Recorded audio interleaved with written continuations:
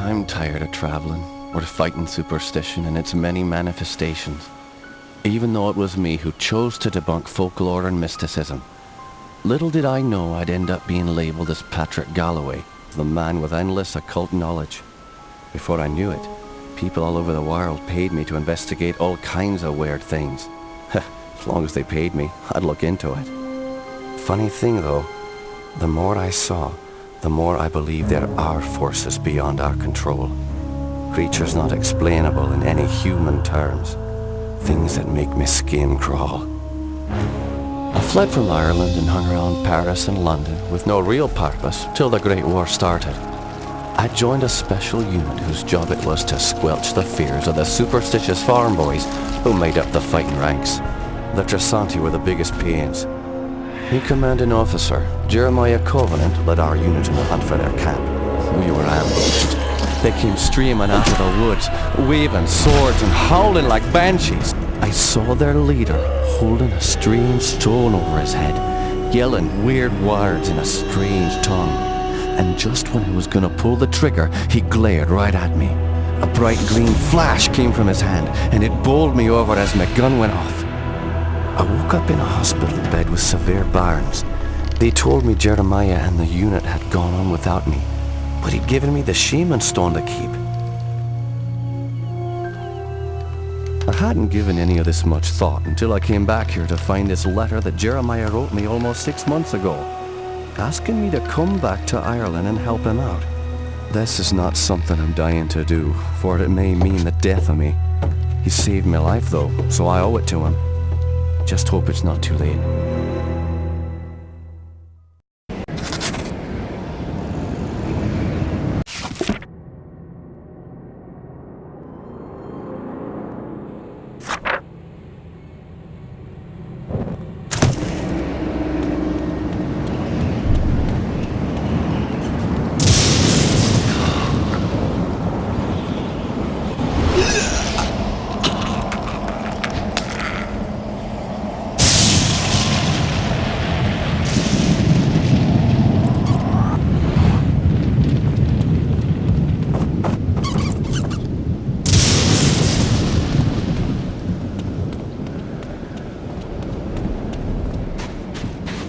Stuck.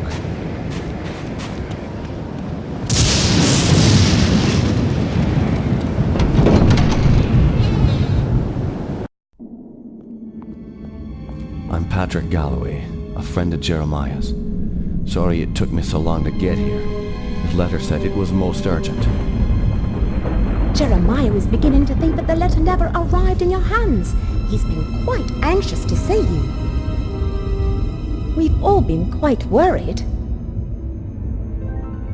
Jeremiah's now bedridden. Follow me and I'll show you to his living quarters. I apologize for the look of the house, but there's only a skeleton crew of servants now. Jeremiah let go of everyone else, and the house is much too large for us to clean. Because we've lost electricity to most parts of the house, we can only maintain the living quarters.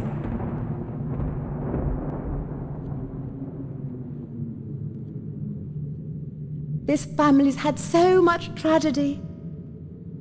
I hope you can help him.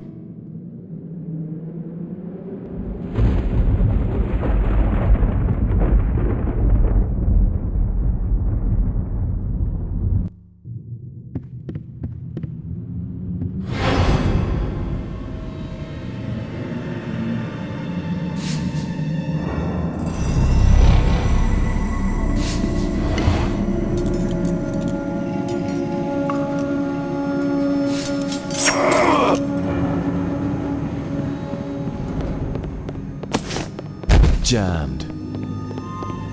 Won't budge.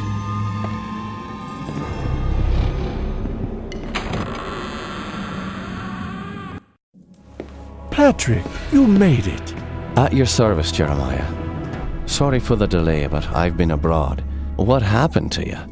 It seems I've come under the watchful eye of the Reaper, my friend. It's been a long time, hasn't it? Apparently too long. Patrick, I came back from the war only to find my entire estate in disarray. My brother Aaron disappeared first, and then my sister Bethany. My declining health is a result of an old war wound, and unfortunately, the symptoms are irreversible. I didn't summon you here to watch me die. I need your help. Anything I can do. Just name it.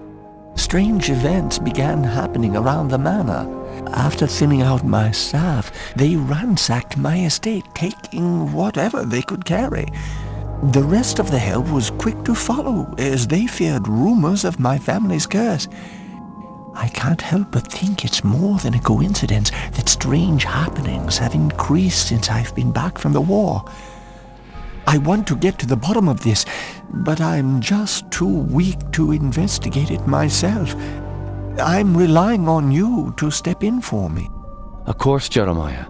The only reason I risk coming back here is to assist you however I can. My thanks to you, Patrick. What the hell is that? Sounds like it came from downstairs. I'll check it out. Lock the door behind me.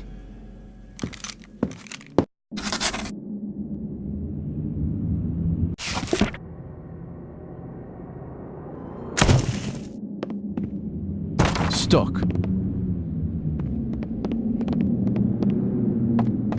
Jammed.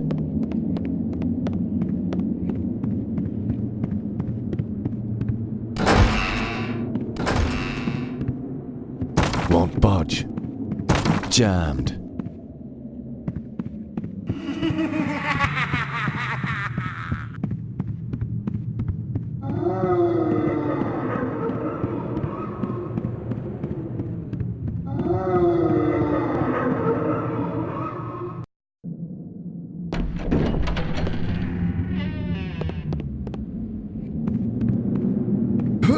Can you describe what you can only see? As the bonds of flesh are broken, the world becomes apparent.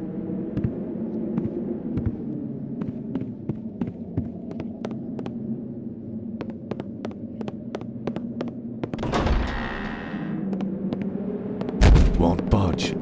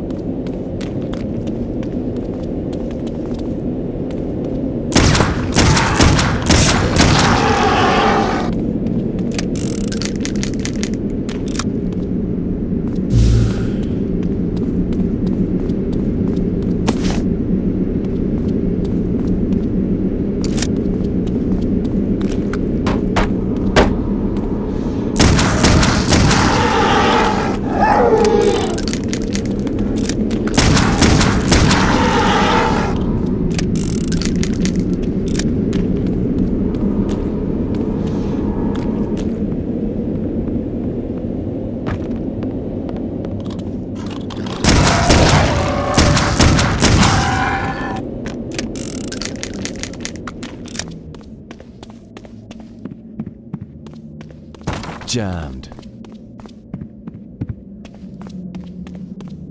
Jammed.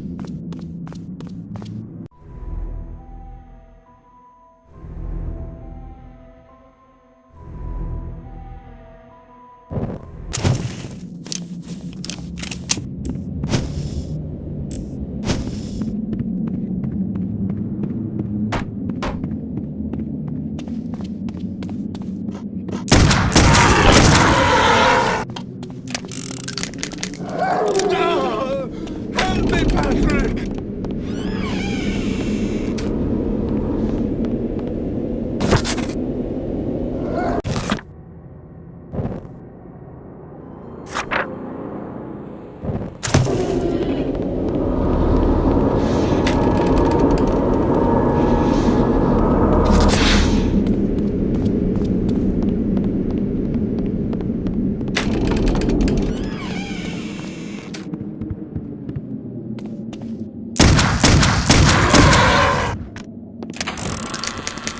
jammed.